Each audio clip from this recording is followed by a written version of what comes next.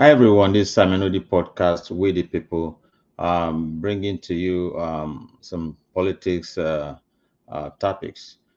Today we're going to be discussing kangaroo politics. Yes, kangaroo, it sounds funny, but the political landscape right now is heating up in some countries, especially Nigeria, where the presidential election is about taking place in a moment or so. The political landscape in most failing democracies, as it is fraught stroke occupied by three sets of human beings. The first set are those who wants to do the right thing, but for some reason got roped into if you cannot beat them, then join them kind of mantra. That's very funny, not so funny, pitiable. The second group here are the sycophants who are ardent followers and will do anything to accomplish the bidding of their masters for their own selfish needs.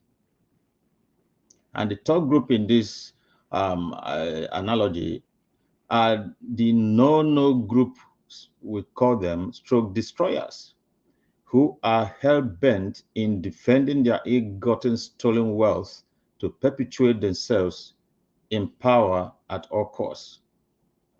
Unfortunately, these three groups are the leaders in most drowning democracies. In the case of most developing countries, they do not seem to get it when it pertains to helping in building their countries. These developing countries will do well if they stop blaming their bad, corrupt leadership on developed countries that have nothing to do with leaders and followers' personal characters. I'm not making excuses for the developed countries, but we should let the truth out if the so-called underdeveloped countries must thrive and do well. They must look inward, adjust their ways of thinking, take a stand, and be able to put a stop on their parochial way of thinking so as to bring salient, meaningful development to their country and their people. In all this, though, there is a silver lining.